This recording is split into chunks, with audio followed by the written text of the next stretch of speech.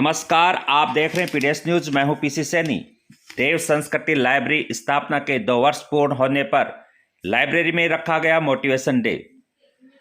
सबसे पहले मां सरस्वती की पूजा की गई। जानकारी के लिए बता दें, 22 अक्टूबर 2020 को थोई में देव संस्कृति लाइब्रेरी की स्थापना रूपरा निवासी शंभुदयाल शर्मा के द्वारा की गई थी। इस लाइब्रेरी ने अभ्यर्थियों को ऐसा वातावरण दिया है जिससे आज कई अभ्यर्थी देश के कोने कोने में सरकारी नौकरी कर रहे हैं। देव संस्कृति लाइब्रेरी अपने अनुशासन के लिए थोई क्षेत्र में प्रसिद्ध है और अभ्यर्थियों की पिछले 2 साल से पहली पसंद बनी हुई है। इस लाइब्रेरी से बच्चों ने न सिर्फ नौकरी प्राप्त की बल्कि जीवन में अनुशासन का महत्व भी समझा है। इस अवसर पर मुख्य अतिथियों का माला पहनाकर स्वागत किया गया। मुख्य अतिथि के रूप में अनिल कुमार टेलर व्याख्याता, गर्ल्स स्कूल थोई शंभुदयाल शर्मा रिटायर्ड प्रधानाध्यापक, योगेश शर्मा व्याख्याता, विनीत शर्मा वरिष्ठ अध्यापक रहे और इस अवसर पर लाइब्रेरी के संचालक शंभुदयाल शर्मा की माताजी भगवती देवी, बहन कृष्णा शर्मा और लाइब्रेरी के सभी अभ्यर्थी उपस्थित रहे। इस अवसर पर जो अभ्यर्थी यहाँ से चयनित हुए हैं, नौकरी में सिलेक्ट हुए हैं, उनका भी सम्मान किया गया। देखिए रिपोर्ट में कि आए हुए मुख्य अतिथियों ने अभ्यर्थियों को मोटिवेशन के रूप में क्या कहा, सफलता के क्या गुण बताए। परम सम्मानीय पूजनीय माताजी, इस देव संस्कृति लाइब्रेरी के मैनेजिंग डायरेक्टर श्रीमान शर्मा जी, मेरे विद्वान साथी, मेरे सहपाठी श्री विनीत जी, छोटे भाई योगेश जी जो व्याख्याता हैं, साथ ही आदरणीय गुरु जी श्रीमान शंभुदयाल जी सर, साथ ही बड़े भ्राता संजय जी और छोटे भाई और प्रिय भाई और इस क्षेत्र में अपने गांव की समस्याओं को अपने चैनल के माध्यम से उद्घाटित करने वाले श्रीमान पीसी जी, सामने उपस्थित सभी विद्यार्थी नहीं कहूंगा, नियुक्तार्थी, क्योंकि यहाँ सब विद्या प्राप्त करने के लिए नहीं आए हैं, नियुक्तियां प्राप्त करने के लिए आए हैं। ये निकेन प्रकारेण हम ऐसा कर्म करें कि जिससे हम सबको क्या प्राप्त हो जाए, किसी न किसी क्षेत्र में नियुक्ति प्राप्त हो जाए। पुराने जमाने में आपने देखा होगा, एक कोटेशन जब हम पढ़ते थे, विनीत जी को अच्छी तरह से याद होगी, स्कूल की दीवारों पर एक कोटेशन लिखी हुई होती थी, सा विद्या या विमुक्त। पढ़ा है, विद्या वही जो मुक्ति प्रदान करे।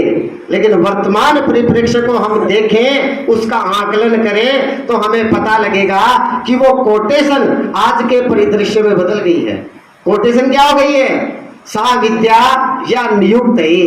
विद्या वही है जो हमें किसी न किसी राजकीय विभाग में नियुक्ति प्रदान कर दे। हुई है कि नहीं हुई है? अब वो नियुक्ति कैसे प्राप्त होगी, उसके क्या चरण हैं, उसके लिए हमें क्या क्या प्रयास करना पड़ेगा, बात थोड़ी लंबी रखूंगा लेकिन सार गर्भित बात मैं आपको बताऊंगा।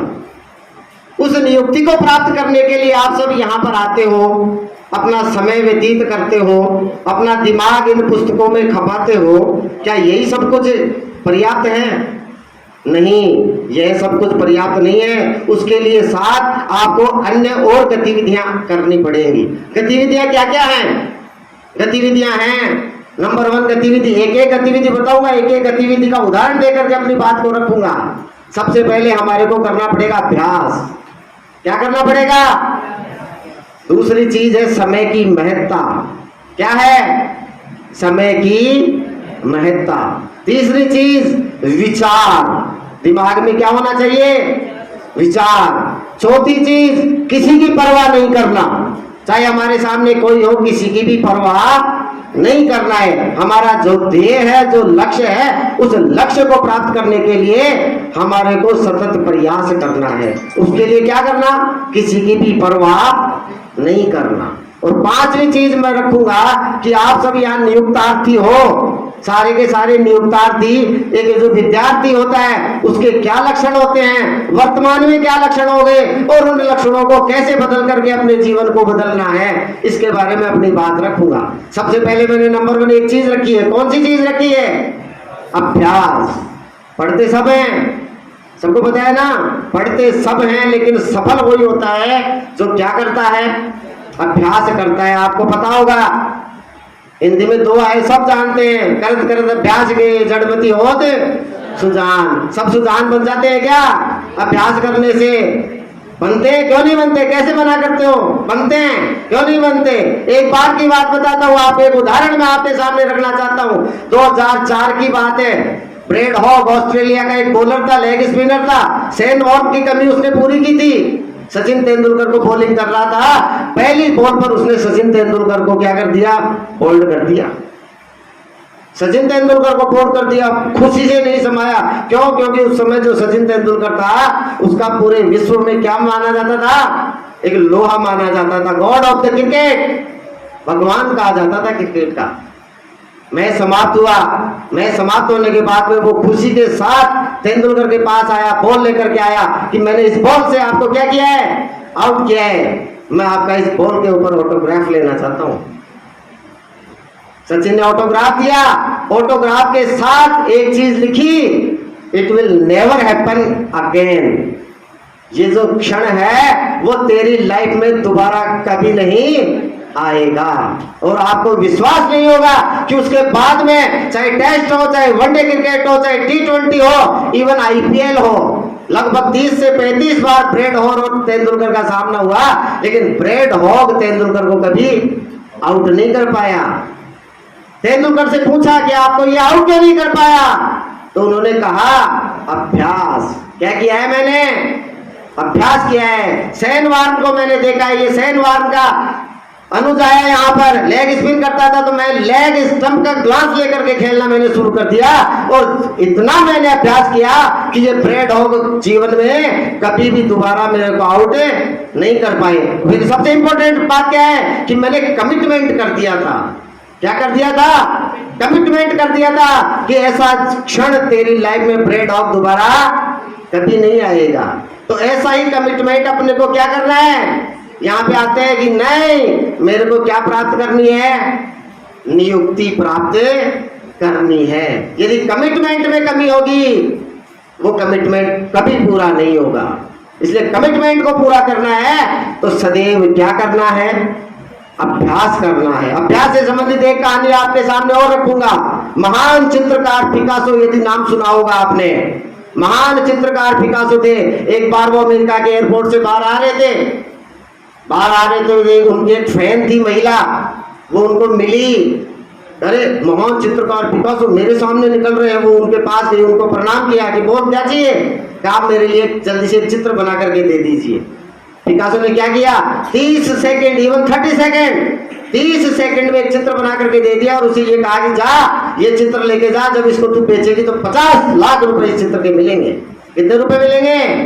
50 लाख रुपए इस चित्र के मिलेंगे। वो चित्र लेकर के घर गई। समय आया, किसी प्रदर्शनी में वो गई, उस चित्र को लगाया, उसके रेट वही 50 लाख रुपए निकली। चित्रकार को खरीदने वाला था, उसने कहा कि ये महान चित्रकार पिकासो का चित्र, इतना सुंदर चित्र है, 50 लाख रुपए मैं इसके दे सकता हूँ। उसने सोचा कि 30 सेकंड का चित्र 50 लाख रुपए मिल रहे हैं। अचानक एक बार फिर पिकासो से भेंट होती है। फिर वो महिला पिकासो से कहती है कि आप भी मुझे 30 सेकंड में 50 लाख का चित्र बनाना सिखाइए। तो उसका जवाब क्या था? पिकासो का जवाब क्या था कि मैडम 30 सेकंड का ये जो चित्र है, इसको बनाने के लिए मैंने 30 साल खर्च किए हैं। कितने साल खर्च किए हैं?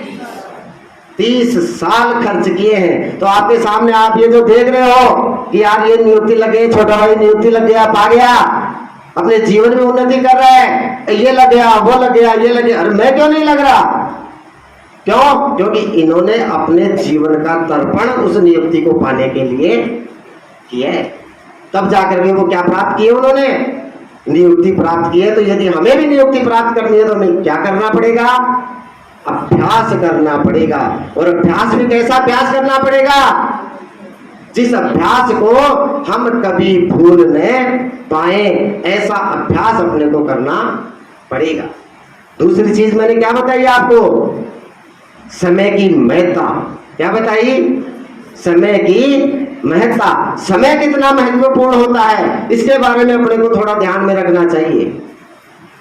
लेकिन परीक्षा का समय आता है, आप सब 10वीं क्लास से, सीनियर क्लास से, बीए से सब गुजरे हुए हैं, हम भी गुजरे हुए हैं। जैसा आप करते हो वैसा ही हम भी करते थे, लेकिन हमने उस चीज को बदला।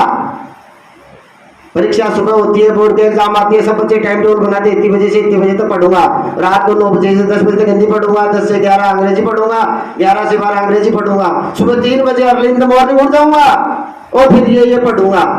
और जब वो रात का समय होता है, नींद आने लग जाए, चलो कल देखेंगे, होता है कि नहीं होता। फिर सुबह जल्दी 3 बजे अलार्म लगाते हैं, 3 बजे का 4 बजे थोड़ी नींद और आ रही है, 1 घंटे का और सरकाते हैं इसको। तो समय का महत्व हम देखते नहीं है। तो समय का क्या होना चाहिए, महत्व होना चाहिए। जीवन में समय का महत्व होना चाहिए, क्योंकि बहु बीती थोड़ी रही, पल पल गई बिताए, एक पलक के कारणे क्यों कलंक लग जाए। एक कहानी आपके सामने छोटी सी रखना चाहूंगा। एक राजा था, उस राजा ने एक रंगारंग कार्यक्रम का आयोजन अपने राज दरबार में किया। तो उस राज दरबार में वहां उस गांव के समीप, उस राज्य के समीप एक नामी संत निवास करते थे। उन संत को भी वहां पर उस रंगारंग कार्यक्रम में उन्होंने आमंत्रित किया। संत भी वहां आगे, रंगारंग कार्यक्रम रात भर चल रहा है, संत भी उस कार्यक्रम को देख रहे हैं, आराम से उस कार्यक्रम को देख रहे हैं। सुबह का सा समय आया, भोर का सा समय आया, तो अचानक संत की जो आत्मा है वो जगी, बुद्धि में प्रकाश हुआ। अरे तो तू संन्यास आश्रम में रहने वाला कहाँ इस रंगारंग कार्यक्रम में बैठा हुआ है। और वो आया कहाँ से, वो जो नृत्यांगना थी वो एक शब्द बोल रही थी, बहु बीती थोड़ी रही, पल पल गई बिताए, एक पलक के कारणे क्यों कलंक लग जाए। वो किसको बता रही थी, वो जो नगाड़ा बजाने वाला था, ढोलक बजाने वाला था, पेटी बाजा बजाने वाला था, वो नृत्य कर रही थी, वो बजा रहे थे, तो उसको नींद आने लग गई थी। तो वो देख रही थी, कह रहे क्या कर रहा है बेवकूफ, थोड़ी देर की बात हो रही, घंटे 2 घंटे का कार्यक्रम हो रहे, यदि तेरे को नींद आ जाएगी तो ये नृत्य रह जाएगा। तो उसको जगाने के लिए वो बात बोलती है, लेकिन वो बात किसके लगती है, उस संत के जाकर के लगती है। और वो सोचता है कि मैं संन्यास आश्रम में रहने वाला और किस कार्यक्रम में यहाँ बैठा हूँ, क्या ये उचित है मेरे लिए। तो वो वहां से उठ करके तुरंत प्रस्थान करता है। राजा पूछता है क्या हुआ महाराज की, नहीं नहीं ये मेरे लायक काम है नहीं है।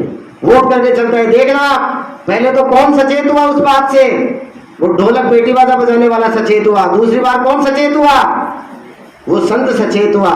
इतने में क्या होता है कि राजा की जो बेटी थी वो भी आकर के राजा के चरणों में गिरती है, वही शब्द सुन करके, बहु बीती थोड़ी रही, पल पल गई बिताए, बहुत बीत चुकी है, थोड़ा बहुत ही बाकी है। और ये जो बाकी है वो भी धीरे धीरे क्या हो रही है, बीत रही है। एक पलक के कारण, एक क्षण के लिए क्यों कलंक लग जाए, हम कलंकित क्यों हो गए।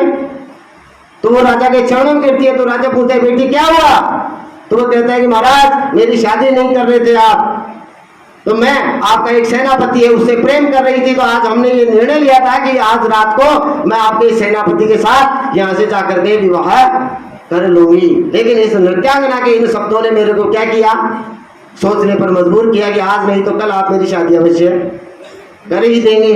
यदि आज मैं ये कदम उठा लेती तो क्या होता, कलंकित हो जाती, आप कलंकित होते, राज्य कलंकित होता, मैं कलंकित होता। इतने में राजा का बेटा खड़ा होता है, राजा का बेटा आता है और राजा के चरणों में गिरता है। अरे तेरे क्या हुआ कि महाराज इन एक शब्दों ने, इस एक शब्द ने मेरी भी क्या है बुद्धि खोली है, उद्घाटित की है। कि तेरे को क्या हुआ कि मैं सोच रहा था कि महाराज तो बूढ़े होने चले और आज तक मेरे को राजा नहीं बनाया, तो मैंने भी ये योजना बनाई थी कि ये आज कार्यक्रम समाप्त होते ही मैं इस अपने बाप का ही क्या कर दूंगा, कत्ल कर दूंगा और राजगद्दी को हथिया लूंगा। लेकिन फिर भी मैंने समझ में आया कि आज नहीं तो कल आप मुझे क्या देंगे, राज्य अवश्य देंगे, आज नहीं तो कल अवश्य देंगे। तो कितने आदमी सुधरे, 4 आदमी सुधरे। बेटी बाजा बजाने वाला सुधरा, संत सुधरा, उसकी बेटी सुधरी, उसका बेटा सुधरा, साथ में राजा भी सुधरा। राजा ने भी सोचा कि अरे मैं भी क्या कर रहा हूँ, जीवन के अंतिम पड़ाव में हूँ, तो मुझे भी ये सारे काम निपटाने चाहिए। दूसरे दिन उसने उसके अपनी बेटी के मनमाफिक पुत्री का विवाह कर दिया, बेटे को राजगद्दी संभला दी। तो एक शब्द यदि आप भी अपने जीवन में उतार लोगे कि बहु बीती थोड़ी रही, पल पल गई बिताए। बहुत बीत गई, आपने बहुत सारे कंपटीशन दे दिए होंगे, किसी ने थर्ड ग्रेड का दिया होगा, किसी ने सेकंड ग्रेड का दिया होगा, किसी ने फर्स्ट ग्रेड का कंपटीशन दिया होगा। अभी हाल ही में फर्स्ट ग्रेड का कंपटीशन हुआ है, कौन कौन दे करके आया, हाथ खड़े करो देखे।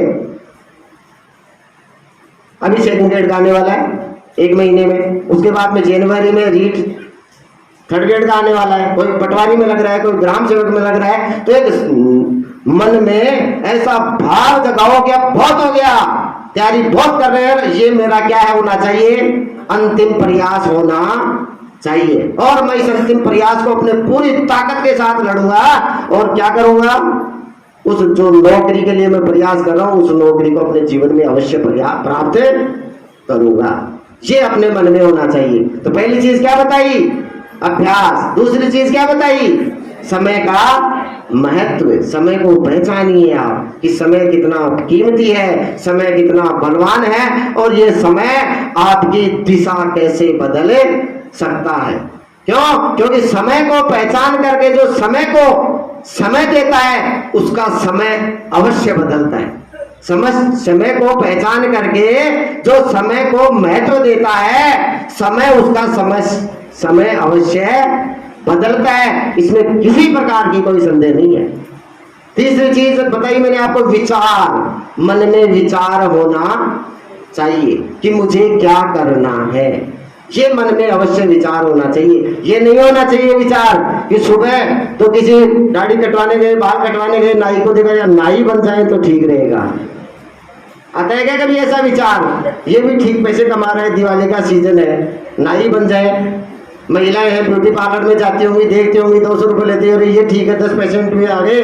पेशेंट का मतलब उनके ग्राहक मान लो 10 भी आ गए तो 2000 रुपये डेली के हो गए। नौकरी क्या करेगी? फिर दोपहर में किसी बर्तन वाले के पास जाते हैं, धनतेरस से आज बर्तन वालों की भीड़ लग रही है, और अगर बर्तनों की दुकान कर ले तो भी ठीक रहेगा। शाम को किसी सुनार की दुकान पे जाएंगे सोना चांदी लेने के लिए, इसके तो और भी ज्यादा कमाई है, तो ये बन जाते हैं सुनार का काम शुरू कर लें, कोई शोरूम ही खोल लें। तो सुबह से शाम तक 50 विचार बदलते हैं आपकी नौकरी के लिए। एक नौकरी आती है, पटवारी की आती है, पटवारी के लग जाते हैं, ग्राम सेवक की आगे उसका फॉर्म भर दिया, पुलिस की आ गई उसका भी फॉर्म भर दिया, टीचर की नौकरी आ रही उसका भी फॉर्म भर दिया। फॉर्म सबके भर देते हैं, तैयारी एक की भी नहीं हो रही। क्यों? तैयारी कैसे होगी? सबका सिलेबस अलग अलग होता है। तो जिसकी आप तैयारी करो उसको ही मन में रखो। विचार बड़ा इंपॉर्टेंट है। आप मन में जैसा विचार करेंगे वैसा ही आप प्राप्त करेंगे। ये जीवन में इंपॉर्टेंट बात बता रहा हूं आपको मैं। एक कुम्हार था, कुम्हार का काम क्या होता है? मिट्टी थापना, मिट्टी से भांति भांति प्रकार के चीजें बनाना, द्रव्य बनाना। तो वो चिलम बना रहा था। क्या बना रहा था? चिलम। चिलम का जानते हो ना सब, पीने वाली, लड़के सब जानते होंगे। हाँ देखो शब्दों से आई है। तो वो बना रहा था चिलम। बनाते बनाते उसकी पत्नी बाहर से आई कि क्या बना रहे हो? कि चिलम बना रहा हूँ। अरे क्या चिलम बना रहे हो आप ही? क्या कोई अच्छी चीज बनाओगे? क्या बनाओगे? सुराही बनाओ। क्या बनाओ? सुराही बनाओ। सुराही जानते हो जिसमें ठंडा पानी होता है, पीने के काम आती है। तो कुम्हार ने क्या कर दिया, चिलम बनाना छोड़ दिया, उस मिट्टी को वापस थेपार क्या बना दी? सुराही बनाई। और बड़ी सुंदर सुराही बनाई। तो सुराही भी बोलने लगी कि हे कुंभकार, हे कुंभकार, आज तूने मेरा निर्माण करके मेरे जीवन को सफल बनाया है।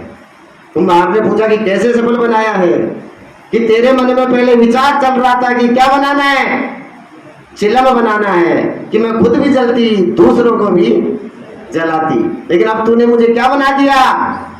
सुराही बना दिया है। खुद भी शीतल रहूंगी, दूसरों को भी शीतल करूंगी। तो जैसा विचार मन में आता है व्यक्ति वैसा ही बने जाता है। यदि आप जलने का विचार मन में रखोगे आप जलोगे, शीतल होने का विचार रखोगे आप शीतल होगे, नियुक्ति पाने का विचार यदि आप मन में रखोगे तो आप क्या पाओगे? नियुक्ति अवश्य पाओगे, चाहे डिपार्टमेंट कोई सा भी हो। चौथी चीज क्या बताई थी मैंने आपको? किसी की परवाह नहीं करना, किसी की भी परवाह नहीं करनी है अपने जीवन में। क्योंकि परवाह करने से क्या होगा? लोग कहते हैं ना, ये क्या कहेगा, चार लोग क्या कहेंगे, चार लोग क्या करेंगे। चार लोग कोई कुछ नहीं कहता, चार लोग अंत में कांधे पे उठा करके ये कहेंगे राम नाम सत्य है।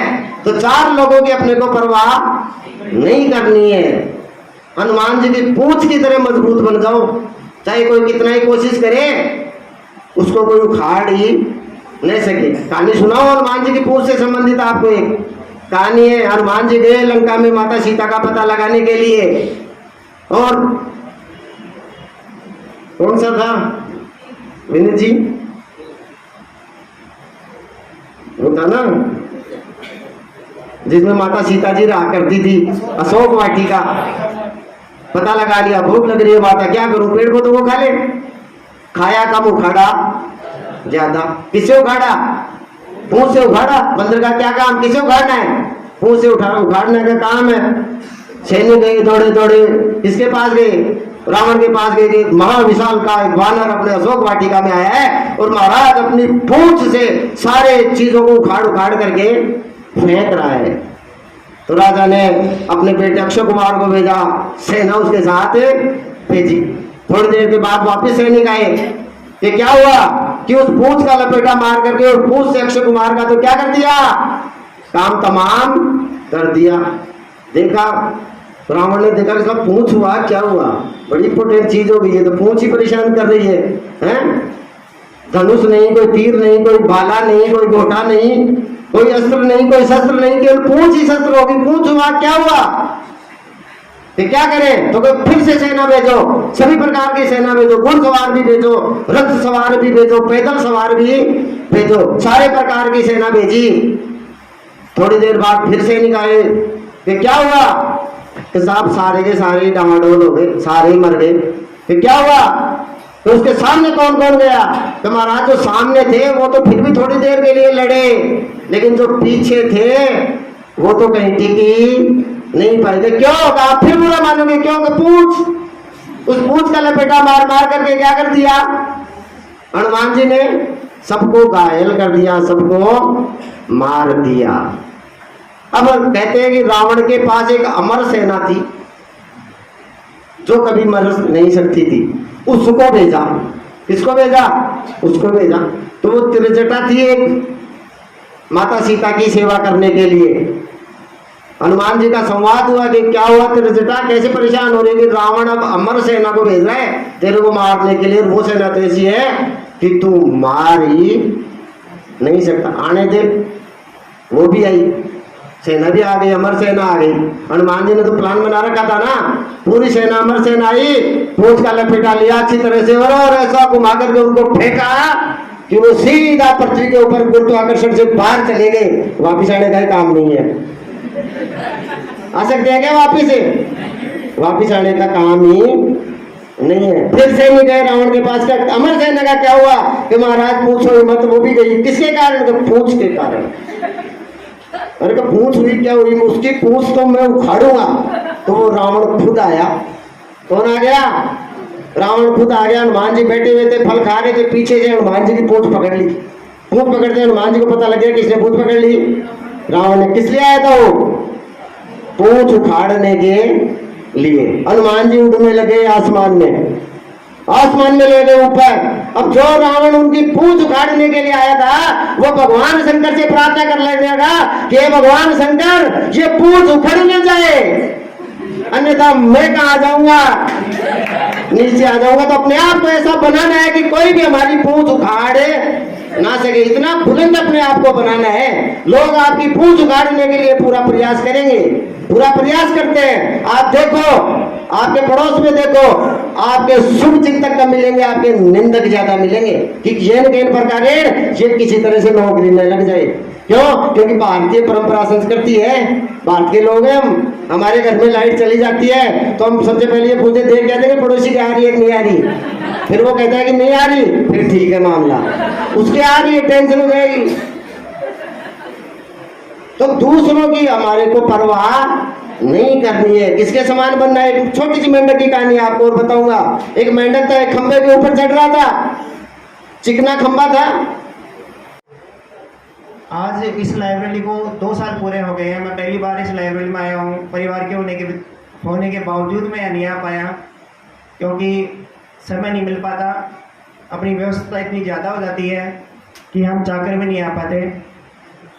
लेकिन बड़ी खुशी हो रही है कि 2 साल इस लाइब्रेरी ने आज पूरे किए हैं और यहाँ का अनुशासन और जो व्यवस्था यहाँ की है वो मैं आपसे सुनता रहता हूँ वहाँ पे। और आप इस लाइब्रेरी के प्रति इतने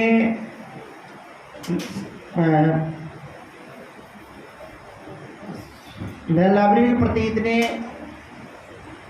संकल्पित है कि घर पे भी अगर कोई काम हो, 2-3 कार्यक्रम हमारे हुए तो आप ऐसे कहते हो कि लाइब्रेरी अकेली है, मैं जाऊँगा।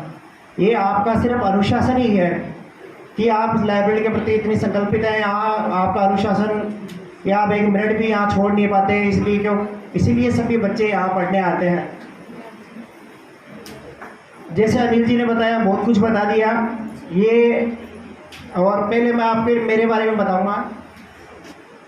मैं वरिष्ठ अध्यापक राजकीय उच्च माध्यमिक विद्यालय अमृतसर में कार्यरत हूँ। पहले मैं राडावास में कार्यरत था। 2017 में वैकेंसी आई व्याख्याता की, उसमें हमने तैयारी स्टार्ट की, अनिल जी ने और मैंने भी। घर पे स्कूल जाता था, राडावास से आने में 1 घंटा लगता था। मैं आपको समय की महत्ता बता रहा हूँ। उन्होंने कहा कि समय का सम्मान करना, तो आप ये सीखना कि समय कहाँ बचाया जाता है। मैं बस से थोड़ी से राडावास जाने में 45 मिनट लगती थी मुझे, 45 मिनट जाने में और 45 मिनट मुझे आने में। उस दौरान मैं तैयारियां करता था तो बुक लेके जाता था करंट जीके की। तो 45 मिनट मैं ये नहीं देखता था कि बस वाले मेरे बारे में क्या सोचेंगे कि यार व्यक्ति बस में भी पढ़ रहे हैं। 45 मिनट जाते समय और 45 मिनट वापस आते समय, 1.5 घंटे मैं करंट जीके की बुक पूरी तैयार करके आ जाता था। यानी ये देखो कि हर दिन एक क्रोनोलॉजी जो आपके करंट जीके की बुक आती है, उस क्रोनोलॉजी को 1 दिन में रिपीट करना, जाते समय और आते समय। ये मैंने समय का सम्मान किया।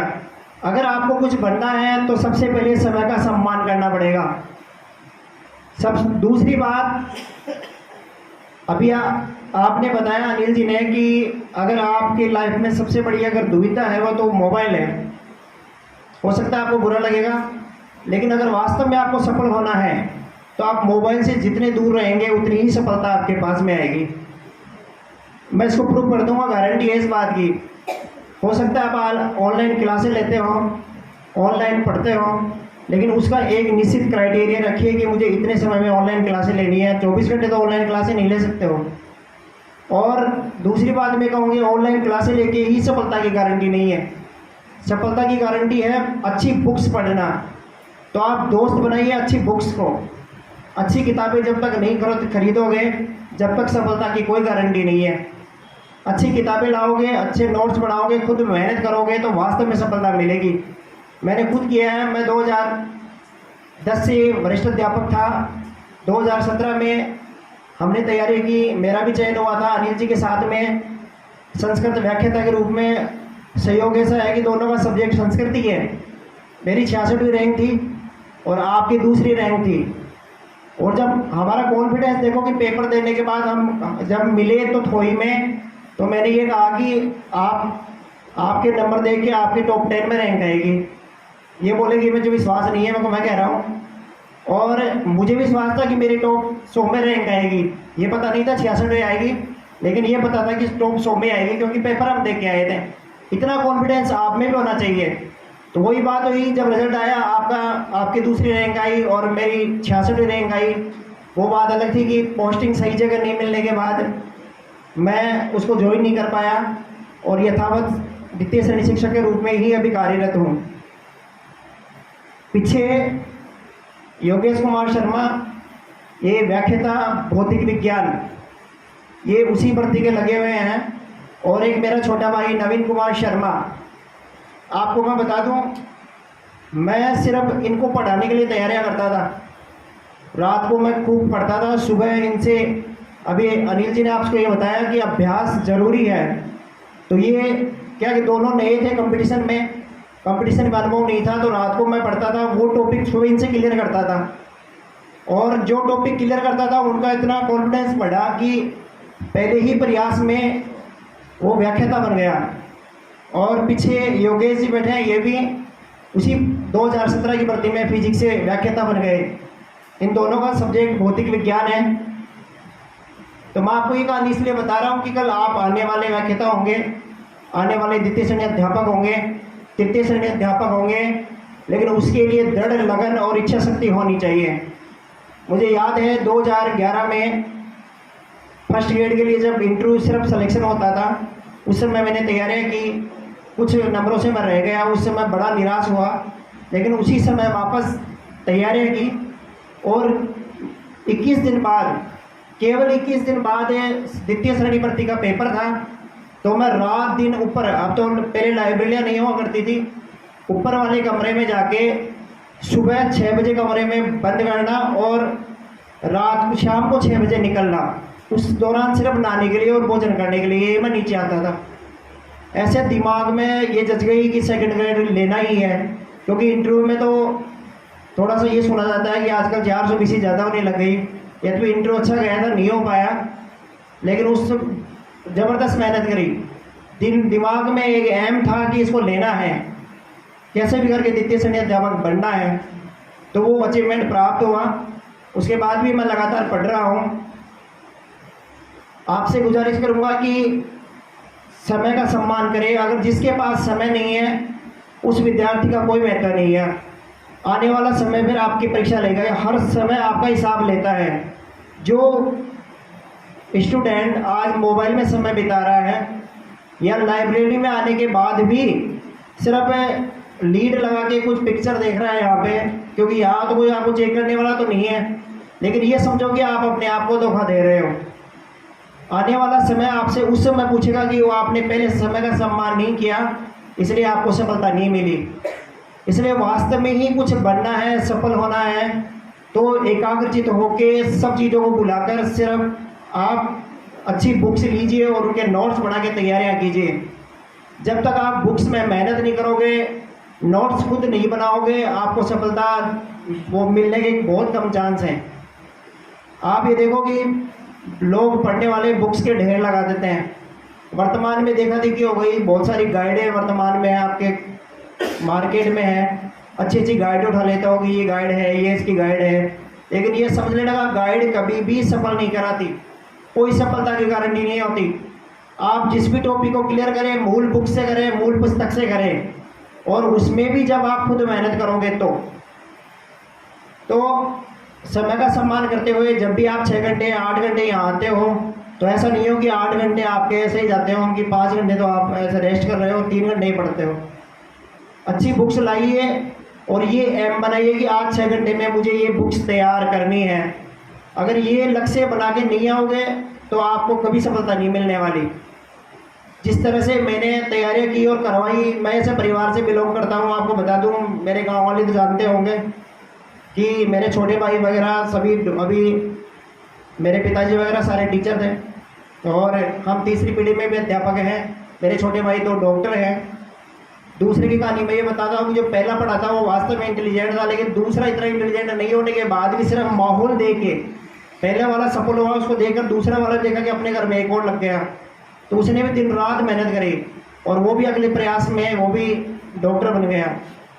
तो इस तरह से मैं कह रहा हूँ, आप उन लोगों को आदर्श बनाइए जिनको आपको देख के ऐसा लगे कि मुझे इससे प्रेरित होना है, और वो प्रेरित हो तो उसी प्रकार से लक्ष्य प्राप्त करने के लिए दिन रात मेहनत करनी है, क्योंकि समय एक बार निकल गया वापस कभी लौट के नहीं आएगा। वर्तमान की परिस्थितियाँ देख के मैं ऐसे अध्यापकों में हूँ, मैं बड़ा दुखी होता हूँ। स्कूलों में बच्चे संस्कारी नहीं है, क्योंकि माहौल ऐसा हो गया, अध्यापकों को आजकल पहले जैसे मार नहीं सकते, पीट नहीं सकते, हम सिर्फ समझा सकते हैं। तो जिसने समझ लिया वो सफल हो गया, जिसने नहीं समझा वो सफल नहीं होगा। तो ये कह रहा हूँ कि समय सबसे बड़ी पूंजी है। मैं आज भी कह रहा हूँ, सबसे बड़ी चीज़ बताऊंगा कि अगर आपको सफल होना है तो समय के साथ चलना सीख जाइए। अगर समय के साथ नहीं चले तो समय आपको बाद में सिखा देगा, आज नहीं सिखाएगा, आज से 5 साल 10 साल बाद सिखाएगा, जब आपको इसका मैं तो मालूम हो जाएगा कि समय क्या चीज़ है। तो वास्तव में सफल होना है, आप लाइब्रेरी में आइए, अच्छी तैयारियां कीजिए, समय के साथ चलिए, आप प्लान बनाइए कि मुझे इस टाइम में ये पढ़ना है तो पढ़ना ही है, और अगर ऐसा ही टाइम पास करोगे तो कोई फ़ायदा नहीं है। समय काफ़ी हो गया है। सभी को आगे आने वाले भविष्य की उज्जवल मंगल कामनाएं, और आप अच्छे पदों पे जाइए, अच्छी मेहनत करिए। इसी के साथ मैं अपना स्थान ग्रहण करता हूँ। जय भारत, धन्यवाद। देखो, मेरे बड़े साथियों ने आपको बहुत सारी चीज़ें बताई है, समय की महत्ता बताई है। उन्हीं में एक चीज़ मैंने जी के साथ जो 5 चीज़ें बताई थी, उन 5 चीज़ों में एक चीज़ और शामिल करना चाहूँगा, धैर्य। क्योंकि आजकल विद्यार्थियों को शॉर्टकट चाहिए। मतलब आप अपना समय सही तरीके से नहीं देखो किसी चीज़ को, और धैर्य नहीं बनाए रखोगे, तो शॉर्टकट किसी भी सफलता का पर्याय नहीं है। क्योंकि शॉर्टकट में क्या है, आप देखोगे किसी पुस्तक में पढ़ोगे, शॉर्टकट चलोगे, तो आप कभी भी अपने जीवन में सफल नहीं हो सकते। इसका एक छोटा सा उदाहरण बताता हूँ। एक अध्यापक थे, उच्च पद पे चयन हो गए। जब उनका उच्च पद पे चयन हुआ तो वो अपने विद्यार्थियों के लिए चॉकलेट मिठाई स्वरूप में लेके आए। जब एक कक्षा में वो गए, उस कक्षा में लगभग 50 विद्यार्थी थे। उन्होंने उन 50 विद्यार्थियों को 50 चॉकलेट वितरित कर दी। अचानक ही प्रधानाचार्य कक्ष से कोई इंफॉर्मेशन आती है, सर को तुरंत बुलाया जाता है। तो सर ये कहकर जाते हैं कि जब तक मैं क्लास में नहीं आऊँगा तब तक आपको ये चॉकलेट नहीं खानी है। इतने में सर चले जाते हैं। कुछ समय के पश्चात लौट करके आते हैं तो सर देखते हैं कि उन 50 विद्यार्थियों में केवल 7 ऐसे विद्यार्थी थे जिन्होंने चॉकलेट नहीं खाई। बाकी सारे के सारे विद्यार्थी चॉकलेट खा गए। कुछ समय व्यतीत होता गया। बाद में जब वो 7 विद्यार्थी अपने सर से मिले तो सर ने जब इनको वापस से मुलाकात हुई तो उन्होंने 7 विद्यार्थियों ने अपने बारे में बताया, और वो सातों के सातों विद्यार्थी उच्च पद पर आसीन थे। उच्च पद पर आसीन होने का एक ही कारण था कि उन्होंने उस समय अपने धैर्य का परीक्षा दी थी। यदि आप अपने धैर्य की परीक्षा नहीं दोगे तो आप अपनी सफलता नहीं पा सकते हो। क्योंकि आजकल बहुत सारे विद्यार्थी ये करते हैं, 2 महीने जैसे एग्जाम आती है, हाँ कब एग्जाम फॉर्म भर दिया, उसके बाद में ये देखते हैं कि कब एग्जाम डेट आई। जब एग्जाम डेट आती है तो उसका 1 महीने 2 महीने पहले पढ़ना शुरू करते हैं। तो उस शॉर्टकट के चक्कर में वो सफल नहीं हो पाते। तो विद्यार्थी जीवन में कभी भी शॉर्टकट का अपनाना नहीं चाहिए अपने को। उसके अलावा अभी दोनों बड़े भाइयों ने बताया था कि मोबाइल आपको कम से कम यूज करना चाहिए। देखो, ये चीज़ बहुत खतरनाक है, क्योंकि मोबाइल जो है आपके लिए 25% उपयोगी है तो 75% घातक है। देखो, आज गांधी जी होते हैं ना, गांधी जी के 3 बंदरों के बारे में सुना है आप लोगों ने? सुना है ना? हाँ, बुरा मत कहो, बुरा मत सुनो, बुरा मत देखो। लेकिन आज गांधी जी होते हैं ना, तो गांधी जी चौथा बंदर और बता के जाते। आज गांधी जी होते हैं ना, तो गांधी जी चौथा बंदर और बता के जाते। अब ये नहीं कि मैं जो बता रहा हूं तो मैं गांधी जी हूं, है ना? चौथा बंदर कौन सा होता? चौथा बंदर होता कि उसको जब बोला जाता तो उसको सुनाई नहीं देता। ठीक है ना? जब वो कोई चीज देख रहा है तो उसका ध्यान नहीं होता कि कहीं और। ठीक है ना? और वो चौथा बंदर कौन सा होता? जिसके पास में मोबाइल होता। पता है ना? क्योंकि आपके पास जब मोबाइल होता है तो आपके चाहे घर वाले हो चाहे कोई और हो, आप कोई बोलते हैं 3 बार आवाज लगाते हैं, 4 बार आवाज लगाते हैं, तब तक आप सुनाई देता है आपको। आपका पूरा ध्यान उसी पे रहता है। इसलिए अपना समय व्यतीत नहीं करके इस मोबाइल से आप दूर रहें। जितना दूर रह सकते हो उतना दूर रहें, क्योंकि मोबाइल बहुत खतरनाक चीज़ है।